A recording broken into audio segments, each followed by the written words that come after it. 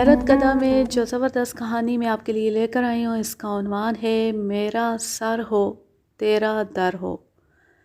اس کے مصنف ہیں عبدالرحمن شاہ۔ یہ سن 1953 کا ذکر ہے۔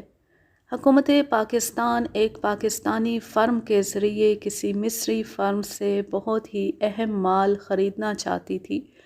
اس مقصد کے لیے اسے ایک ذمہ دار اور سمجھدار افسر کی ضرورت تھی جو مصر جا کر اس مال کی کوالٹی کی جانچ پڑتال کر سکے۔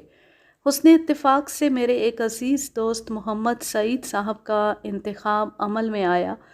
مجھے سعید صاحب اس لیے عزیز ہیں کہ وہ ایماندار ہیں اور اپنے فرائض کو دیانتداری سے بجا لاتے ہیں۔ وہ اپنے دل میں عشق رسول صلی اللہ علیہ وسلم کا بے پناہ جذبہ رکھتے ہیں۔ سعید صاحب ان دنوں سرکاری ڈیوٹی پر لاہور میں تعینات تھے اور ہم راولپنڈی میں۔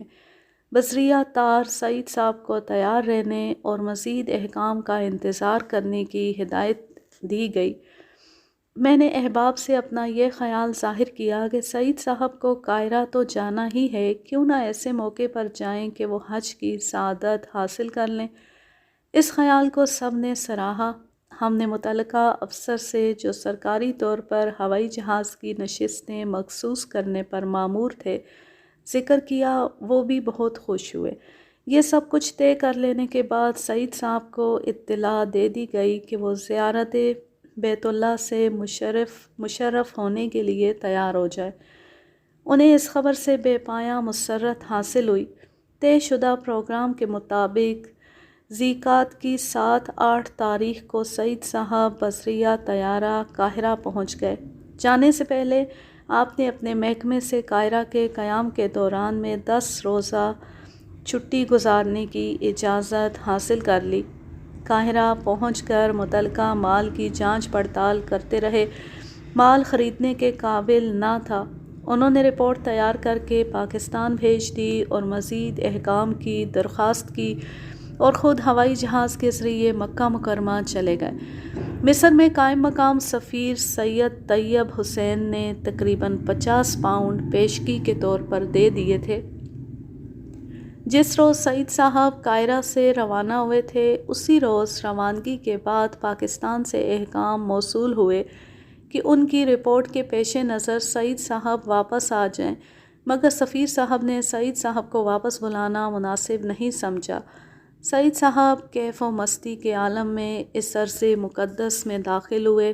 یہ وقت ایسا تھا کہ اس پر ایام حج کا گمان بھی نہ ہوتا تھا، کیونکہ ابھی حاجیوں کی آمد شروع نہیں ہوئی تھی۔ اس وقت تک مکہ مکرمہ سے صرف وہ لوگ نکل سکتے تھے جو یا تو غیر ممالک کے اصحاب اقتدار میں سے تھے، یا سفارت خانوں سے تعلق رکھتے تھے، یا شاہی مہمانوں میں شمار ہوتے تھے۔ ان سے بھی پہلے آنے والے اہل مدینہ ہوتے ہیں، جن کا کام حاجیوں کے لیے ضروری سہولتیں بہم پہنچانا ہوتا ہے۔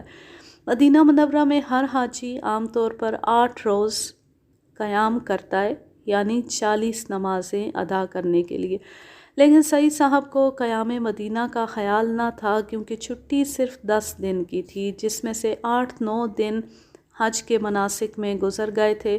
خیال تھا کہ حاضری اور سلام کے بعد واپسی ہو جائے گی۔ سعید صاحب جدہ سے مدینہ آنے والے پہلے ہوائی جہاز میں شامل تھے، جس میں تقریباً 24-25 حاجی تھے۔ مدینہ منورہ پہنچ کر ہر ٹکٹ پر نمبر لکھ دیا جاتا تھا تاکہ اسی ترتیب سے واپسی ہو۔ ان کے ٹکٹ پر 8 کا ہندسہ تھا۔ روزہ مبارک پر حاضری دینے کے بعد واپسی کے انتظامات کے متعلق پوچھ گچھ کی۔ معلوم ہوا کہ واپسی کا کوئی طے شدہ پروگرام نہیں ہے۔ جب جہاز آنے لگیں گے تو اسی ترتیب سے واپسی ہوگی جس ترتیب سے لوگ آئے تھے۔ سعید صاحب نے خیال کیا کہ 2-3 روز تک جہاز آ جائے گا۔ مدینہ منورہ پہنچتی چھٹی ختم ہو چکی تھی، اس لیے واپسی کی فکر دامنگیر تھی اور امید و بیم کا ایک عجیب عالم تھا۔ وہ دن میں کئی بار جہاز کے متعلق معلوم کراتے، لیکن جہاز کے آنے کی کوئی خبر نہیں ملی۔ مدینہ منورہ میں 8 دن گزر چکے تھے اور ذمہ داری کا احساس خالص بنتا جا رہا تھا۔ ادھر حضور صلی اللہ علیہ وسلم کا روضہ مبارک عبادت کی تشنگی میں اضافہ کر رہا تھا۔ وہ صبح سے شام تک روضہ اقدس کی جالی کے پاس بیٹھے رہتے اور درود و سلام سے اپنی مضطرب روح کے لیے سامان تسکین بہم پہنچاتے۔ 2 روز اور گزر گئے، اب پیسے بھی قریب قریب ختم تھے، جیب میں غالباً 1 پاؤنڈ رہ گیا تھا۔ عرب جبار یعنی پولیس مین گہما گہمی کے دنوں میں حضور صلی اللہ علیہ وسلم کے روضہ مقدس کی جالی کے قریب کسی کو آنے نہیں دیتے تھے۔ بعض مرتبہ چابک بھی استعمال کر لیتے تھے، مگر سعید صاحب کو ایک بے ضرر نوجوان دیکھ کر وہ بالکل مزاحم نہیں ہوئے، حالانکہ بعض اوقات سعید صاحب جالی سے بہت قریب ہو کر بیٹھ جاتے تھے۔ اب انہیں 16 دن گزر چکے تھے، ملازمت سے غیر حاضری کا خیال اب بہت شدت اختیار کر گیا تھا۔ طرح طرح کے تصورات دماغ میں گردش کر رہے تھے۔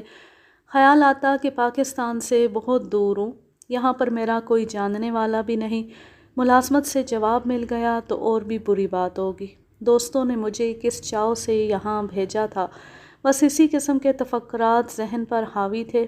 عشاء کی نماز کے بعد ان پر خاص کیفیت طاری ہوئی اور اپنے آپے میں نہ رہے۔ بے اختیار حضور پاک صلی اللہ علیہ وسلم کو مخاطب کرنا شروع کیا کہ یا رحمت للعالمین، میرے دل کی سب کیفیت آپ صلی اللہ علیہ وسلم پر عیاں ہے۔ یہاں ہر وقت رحمت کے دروازے کھلے ہیں، مگر میرا دل تفکرات کے گرداب میں ہے۔ ایک طرف ڈیوٹی پر سے آئے ہوئے 16-17 دن ہو گئے اور دوسری طرف یہ سر آپ کے در سے دور ہونا نہیں چاہتا، مگر اس انسانی کمزوری کا کیا کروں جو فرض کی ادائیگی کے بارے میں دامن گیر ہے۔ اگر حضور صلی اللہ علیہ وسلم کا حکم قیام کا ہے تو زہ نصیب، سکون قلب عطا کیجیے تاکہ اطمینان قلب سے در اقدس کی جبیں سائی کرتا رہوں، ورنہ واپسی کا بندوبست فرما دیجیے۔ شدت غم سے آواز رک رک جاتی تھی، روتے روتے ہچکی بن گئی، نہ معلوم کب تک روئے، کس وقت آنکھ لگ گئی۔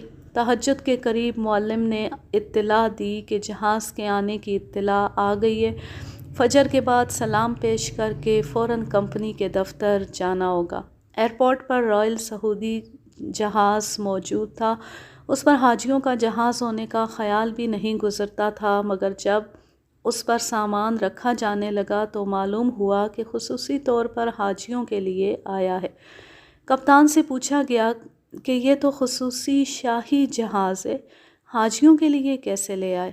اس نے جواب میں کہا، میں سرکاری کام سے ملک شام کی طرف جا رہا تھا کہ آدھی رات کے وقت وائرلیس پر حکم ملا کہ مدینہ منورہ لوٹ جاؤ اور وہاں سے حاجیوں کو بیروت لے جاؤ، اس کے بعد ملک شام جانا۔ دیکھیے میرے پاس پوری بنزین یعنی پیٹرول بھی نہیں ہے، اب پہلے ایک ایمرجنسی فیول سٹیشن پر جو یہاں سے 150 میل ساحل سمندر پر واقع ہے جانا ہوگا، اس کا نام وجیح ہے، وہاں سے پیٹرول لے کر بیروت کی طرف روانگی ہوگی۔ یہ باتیں سن کر سعید صاحب کو اپنی عشاء کے وقت کی گریہ ازاری یاد آئی۔ اس یاد نے دل کے تاروں کو ہلا دیا، وہ عقل و خرد کی منزلوں سے بہت دور نکل چکے تھے۔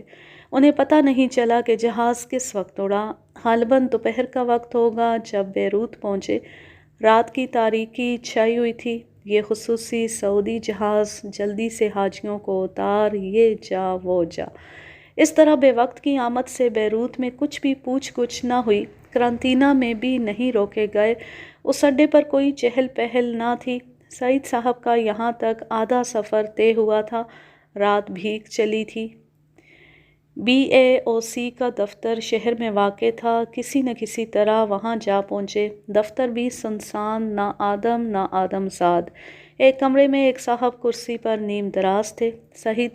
سعید صاحب کے مخاطب کرنے پر بڑی خوش اخلاقی سے پیش آئے۔ ان کی خوش اخلاقی اور وفاداری سے متاثر ہو کر سعید صاحب نے اپنی داستان سنائی۔ یہ صاحب انگریز تھے، بڑی دلچسپی اور غور سے داستان سنی۔ یہ معلوم کر کے پیسے بھی قریب ختم ہو چکے ہیں، کہا کہ میں تمہیں ایک ایسے ہوٹل کا پتہ بتا دیتا ہوں جہاں رات گزارنے کے لیے بہت کم خرچ ہوگا۔ ہوٹل کا نام یاد نہیں رہا۔ یہاں کے منتظمین بھی نہایت خوش خلق تھے۔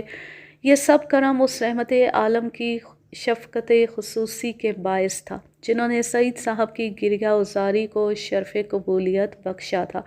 پیسوں کی کمی کے باعث ہوٹل میں کھانا نہیں کھایا تھا، بلکہ شہر میں سفری خوراک یعنی نان کباب پر ہی اکتفا کیا۔ BAOC کے دفتر والے انگریز کی ہدایت کے مطابق انہیں اگلے روز صبح سویرے اڈے پر پہنچنا تھا۔ اگلے روز صبح سویرے BAOC کا ایک اور جہاز آ گیا۔ اس میں معجزانہ طور پر ایک ہی سیٹ خالی تھی، وہ مل گئی۔ کافی دیر کے بعد قاہرہ جا پہنچے۔ قاہرہ کے ہوائی اڈے پر قرنطینہ میں رکنا پڑا۔ متحدہ عرب جمہوریہ کے صدر ناصر بھی ایک روز پہلے پہنچے تھے، مگر وہ دوسرے ہوائی اڈے پر اترے تھے۔ قانون کی پابندی ملاحظہ کیجئے کہ صدر مملکت متحدہ عرب جمہوریہ بھی قرنطینہ میں وقت پورا کر رہے تھے۔ سعید صاحب نے پاکستانی سفارت خانے میں حاضری دی۔ یہاں کا پورا سٹاف ان کا منتظر تھا۔ کسی نے یہ نہیں پوچھا کہ آپ اتنے روز کہاں رہے۔ لوگ حج کی سعادت پر مبارکبادیں پیش کر رہے تھے اور سعید صاحب اپنی ندامت کے باعث جلد از جلد پاکستان واپس جانے کی فکر میں تھے۔ واپسی کا فوری بندوبست ہو گیا اور خیریت سے پاکستان پہنچ گئے۔ یہاں پر بھی کسی نے نہیں پوچھا کہ سعید صاحب آپ نے قاہرہ میں اتنے دن کیوں لگا دیے، جبکہ 1-2 دن ہی میں آپ کام ختم کر چکے تھے۔ یہ اس رحمت دو عالم صلی اللہ علیہ وسلم کا فیض خاص تھا۔ اس کہانی کا ماخذ اردو ڈائجسٹ، مارچ سن 1965۔